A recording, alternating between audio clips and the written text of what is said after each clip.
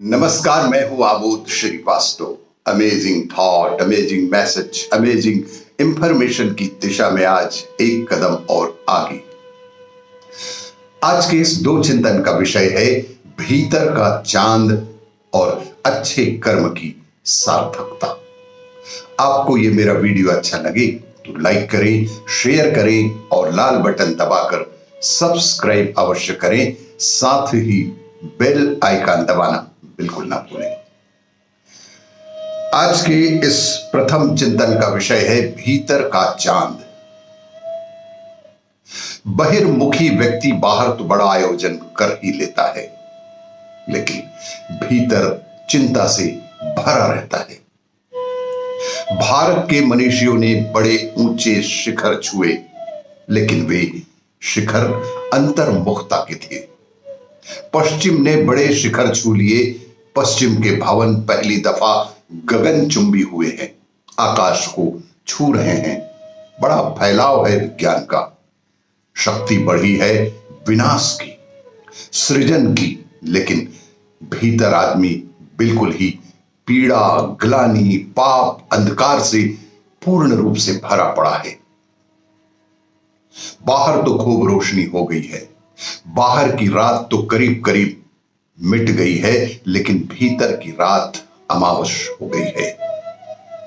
वहां चांद का कोई दर्शन ही नहीं होता, वहां सारे के सारे तारे भी छिप गए हैं।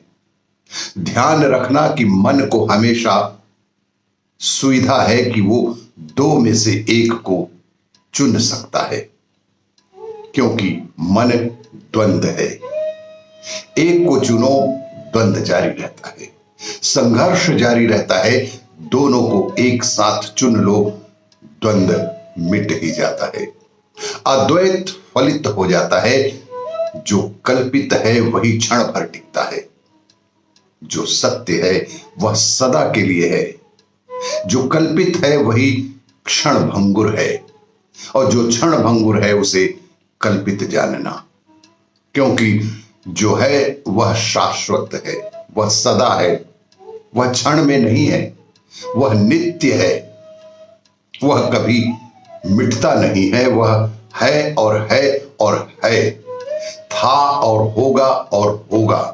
कभी ऐसा क्षण नहीं आएगा जब वह ना हो जाए। जो सुख दुख में बदल जाता है उसे कल्पित जानना, अपने भीतर के चांद को हमेशा ही उगाए रखना। आज के इस दूसरे चिंतन का विषय अच्छे कर्म की सार्थकता।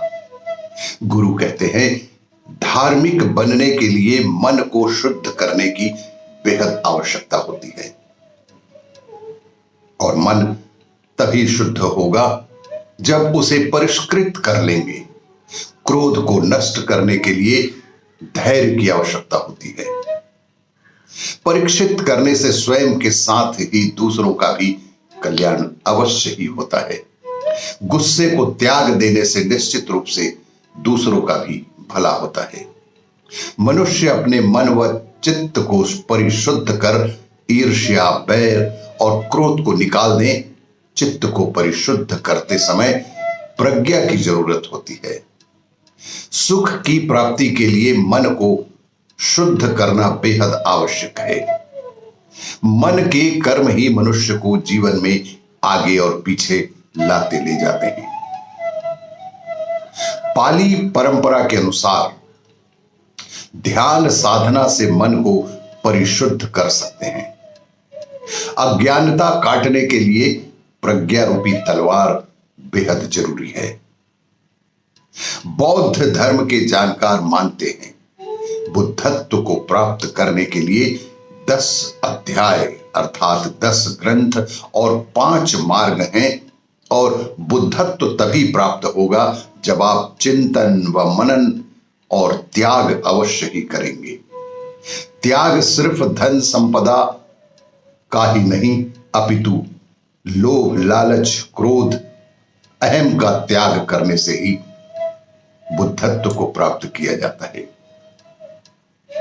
भगवान बुद्ध ने भी बोधि चित्त को कल्याण माना है। परहित ही भावना से ही सुख समृद्धि आएगी। हकीकत यही है कि आप चाहे किसी भी धर्म के लोग हों, लेकिन मन का शुद्धिकरण बेहद आवश्यक है।